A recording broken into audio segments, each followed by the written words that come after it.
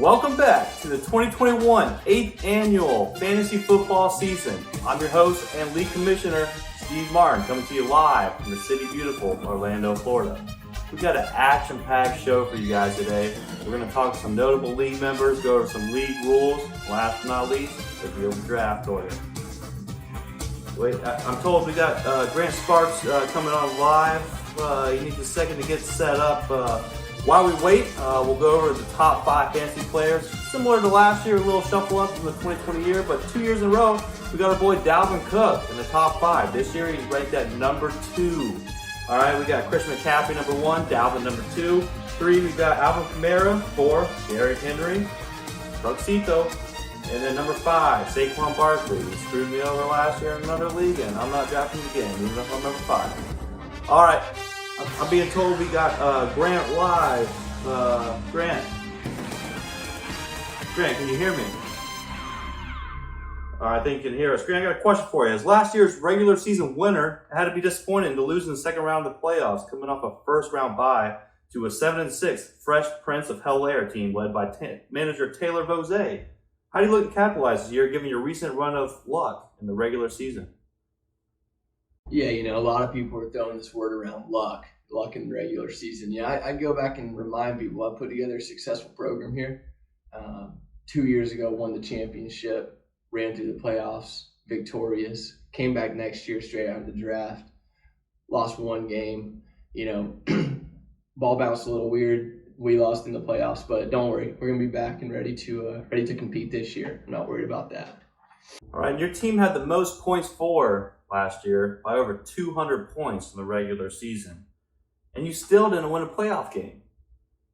Does a change need to be made to the system, or do you stand by, and I quote, look, if it ain't broke, don't fix it? When I lost to Vose in the playoffs, there's only one thing that comes to mind. They are who we thought they were. They are who we thought they were. In fantasy football, it's a game of fantasy inches. And the fantasy ball takes weird fantasy bounces. And, sometimes that happens, but all I really have to say about that is on to Cincinnati. All right, and last, what is your message to the rest of the league, and who is your biggest rival heading into the 2021 season? They got a saying up in Tennessee. I think it's in Tennessee. I know it's down here in Florida. I think it's in Tennessee too. Lion does not concern himself with the opinion of sheep. So when I look at the schedule, I just plan to come out and beat whoever I'm playing next week. I'm not circling any games. There's no specific games on my mind. Plan to come out, take the regular season again, ride the Lightning straight into the playoffs. I'm ready for it. Oh, that was Grant Sparks from Tampa, Florida, the regular season winner last year. Fortunately, he had a good run in the regular season, scored a lot of points. Had a great team, great roster, but some guys just can't capitalize in the playoffs. So we might see that again. I wouldn't be too surprised, but he has won before, so I can't speak too much myself. Still haven't won the league that I run and make all these long videos for. Well, next up we got Tommy Grill, also in Tampa, Florida, coming from a local station. I think he got some free time from Cindy, so he's got a few minutes to answer some questions we got for him. So Tommy, first question, this is from a 3rd grade class, wrote these questions. They put a couple questions together in the open house recently at the Lake Nona Elementary School. First question is, last year you entered the playoffs as the number 2 seed and came out victorious to claim your 2nd title of the Sucklin League. How does it feel to be tied for first with Matt Gurgis as the all-time league champion? Well, Steve, I honestly wouldn't expect anything less. My team, my staff, myself, we put in a lot of work on the off season, and it's really great to see the hard work come into fruition. And honestly, I believe that Gurgis dynasty you're talking about is a thing of the past. With his last championship coming back in 2017, 4 years ago, the new road to this Sucklin trophy is through boom or bust. There's rumors circling that Cindy chooses your lineup on Sunday mornings. What is your response to these rumors, or are the rumors in fact true? Well, Steve, I'm going to revert to my first question. Just letting you know that I do have a huge team on my end, putting in the work every day in the off season. And to be honest, I'd be lying to you if I didn't reach out to Cindy and ask for advice on a flex play. For example, she never steered me wrong last year, helping me start Russell Gage week 14, popping off for 28 points against my Bucks. So yes, the rumors are true. My team's big. We got a lot of big rings over here as well. All right, last question. What is your prediction for fantasy football season, and who do you look forward to playing the most?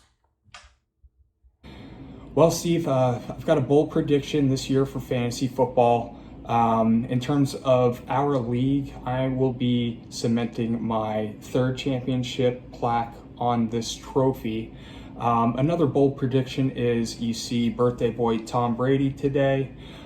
He will be a 50 touchdown passer next year. Got off to a bit of a slow start, getting used to his new team on the Bucks. I don't see that happening this year coming up. So you've got 50 touchdowns from Tutty Tom this year. The person I look forward to playing the most, that would have to probably be Taylor Vose. I'd imagine most people in this league really enjoy playing Vose. He talks a lot of shit. His team always sucks, and he always loses by 60. So you're always feeling great waking up Tuesday morning after that 60-plus point victory, and his team barely even breaks 100 points. So looking forward to doing that again this year, beating him twice, and doing the same thing next year. Thanks for having me. And that was Tommy Grill, our league champion from last year, winner of the playoffs, 2-time winner. So, all right, next up we got Eric Sherbani. Eric, are you there? Look, I don't care if the guy got more hand jobs than Bryce at a student government meeting, all right? I want him free and clear. Get Cindy This is from Big Eric on. in Washington, D.C. I I want think him we have in some DC technical by the end of the difficulties. week. Make it happen. Eric, can you hear us? What's next on this bullshit day's agenda? Sorry for the language. And why the fuck am I wearing a red tie? Who picked Eric, out a can red you hear tie us? for my fraternity's fantasy football video? I mean, Jesus fucking Christ. Not sure You're recruited for top what's school. happening Fuck. with the service. We might Can I at need least to- see the picture that Steve cut, sent? You promised he'd send me over the fucking Eric, script. we might have him. Well, 11-man group chat? somebody's got a script. Finished last 2 years in a row? He's prepared. Kicked out? Eric is our last place Are champion. you However you fucking last place loser. Get Steve on the phone right fucking now, alright? However you want to word this it. is fucking we're bullshit. trying to get him on the phone. We got I mean, one who question the for him. fuck I don't know. does the Bucks think they Wait, are? taking It's some been 7 time years here. of the I'm, same apologize for shit. this. I I mean, didn't mean for this to happen. when are they gonna fucking get a personality? Language, one of them. once One of again. them should be able to. I thought Vose had a chance. Maybe Alec. Dulcie for Eric, a little while. I mean, Eric, fucking you're live. You're live. Can you hear Somewhere us? cold. That's new. Oh man, we got Woo! one question for him. All I'm trying to ask is, Call D-Will and tell him to get me more of that shit. Woo! I'm trying to ask him about that 11-person group chat we got What going did you on. write? We're talking You have about something? you lose 2 years in a row. I don't have much of a fucking You might be choice. kicked from the league, so I just want to ask him what his thoughts are on that, Clean and this shit up. I'll read it. if he thinks he's gonna pull out any other place other than last place this year. So we got to get a new You know, last Tommy's team place. would never let this fly, and that's rule where they in are. place, so- That's why they are where they are, right? Fucking idiots. Sorry for the language once again. I All right, you apologize. put the headphones in. Count me down. We'll get the on the fucking Honey Steve Sucklin show TV over. channel here. Eric, I think we have him now. Eric, can you hear me? Hey, Steve. How's it going, man? Long time no talk. It's all right. I think we had some issues. Oh, come on, Steve. Well, I don't think we're going to have a 2 years in a row at last place, but hey, if the other 11 guys think that way, I'm happy to try and play along with their rules. At the end of the day, we're all friends. We're all just having fun. You know, let's not take this too serious. Oh, man. Yeah, thanks. Hey, you be with Christ too, all right? Talk to you soon. Not sure Fucking he was responding to the question. Or, Cocksucker, cheap pieces of shit. I'll tell you, I'm never doing this shit again. I think that one hit him really hard last year, that last play. So we might need to all take a trip out to GDC and make sure he's okay. I don't know. He didn't look too well there. A little Simone Biles syndrome. So maybe we can all check on Eric. Everyone give him a text. Make sure he's doing all right. Remember, anyone's having issues, 811suicide.com. Let's look out for our fellow league members, even if they do come in last place. That was the last interview for last place. So All right, we're going to go over a few changes since we switched platforms from ESPN to Sleeper. First up, and these, I made executive decision on these. All it does is get better. It makes everything a little bit better. So for field goals, the minimum is 3 points. Anything over 30 yards is going to be calculated at the actual yardage. So for example, Big Leg Greg Zerline on the Cowboys, if he kicks a 48-yarder, you're getting 4.8 points instead of that typical 4 points for a 40. So it'll help with no ties, and it's helping out when you kick a 62-yarder. Yeah, you're probably going to miss and get -1, but if you make it, you can knock in a 6.2 pointer. So not too much different. I don't think it's going to change any strategies. It's just a little more accurate. Next up, you got team defense. Everyone's going to begin with 5 points, as it typically is, and this is a lateral move. You get 5 points for 0 points allowed, and you get 5 points for less than 100 total yards allowed. It's all the same. You can look on the league settings. You can check it out.